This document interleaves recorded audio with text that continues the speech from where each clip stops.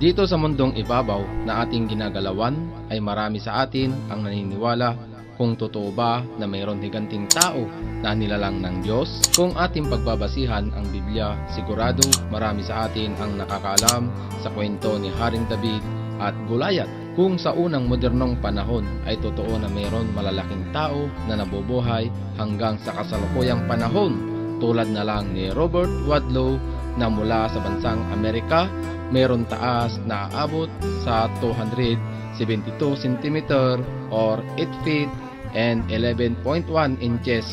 Si Mr. Robert Wadlow ay pinanganak noong February 22, 1918 sa may Alton, Illinois, USA.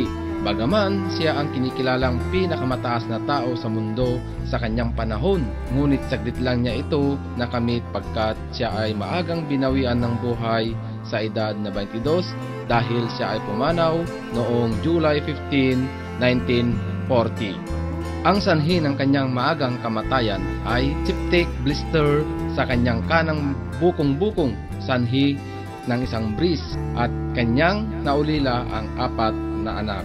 At ang pangalawang pinakamatangkad na tao naman ay si John Rogan na pinanganak noong February 12, 1867 sa may Hendersonville, Tennessee, USA. Si Mr. John Rogan ay may taas na 267 cm or 8 feet and 9 inches.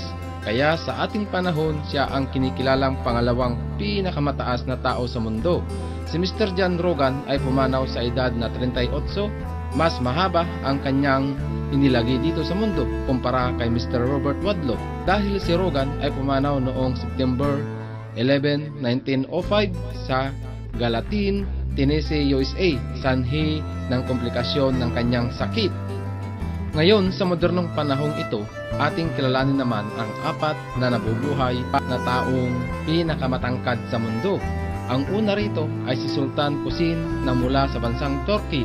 Si Kusin ay pinanganak noong December 10, 1982 sa may Mardin, Turkey. Siya ay 41 taong gulang.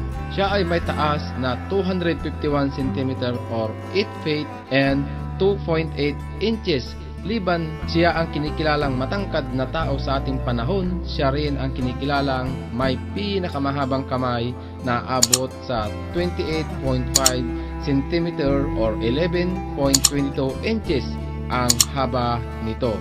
Tumungo naman tayo sa pangalawang pinakamatangkad na taong nabubuhay pa sa ngayon ay si Brahim Taki Ola na mula sa bansang Morocco.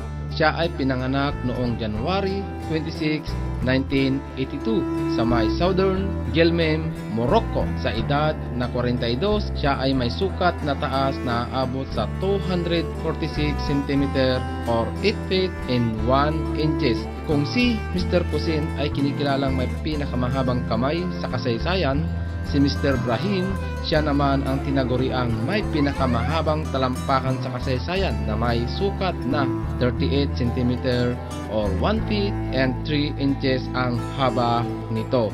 Ang pangatlo naman na nabubuhay na matangkad na tao sa ating kasaysayan ay si Mr. Mortiza Mirsadis Lakhani na pinanganak sa lugar ng Rodsar, Iran. Siya ay 36 years old at pinanganak noong September 17, 1987.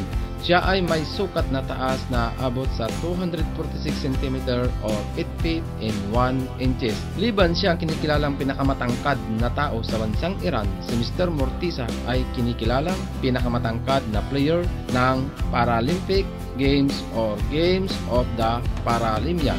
Kaya siya ay naging parte ng gold winning award ng Iran Men's National Sitting Volleyball Team at Sitting Volleyball Team noong 2016 Summer Paralympics sa bansang Brazil, Sitting Volleyball Team sa Tokyo 2020 Summer Paralympics, Sitting Volleyball Team the 2018 Asian Para Games mula sa Jakarta, Indonesia, at nitong huli sa Hagué 2018 Volleyball Team World Champion. At ang panghuli naman sa ating topic o pang-apat na nabubuhay na pinakamatangkad na tao sa ating kasaysayan na mula sa bansang India ay si Dharmendra Pratap Singh na pinanganak noong 1983. Siya ay aabot sa taas na 246 cm or 8 feet in 1 inches. Sila ay magkasukat ng tangkad ni Mr. Murtaza Mirzailakani ng Iran. Siya ay may edad na 41 at siya ay kinikilalang pinakamataas na tao sa bansang India sa kanilang kasaysayan ayon sa Limca Book of Records. Kung meron pinakamatangkad na lalaki, di naman papahuli ang babae dahil si Tetrenji Cornelis Doctor Iver na mula sa bansang Netherlands na pinanganak noong Abril 1616 sa may Edam, Spanish Netherlands.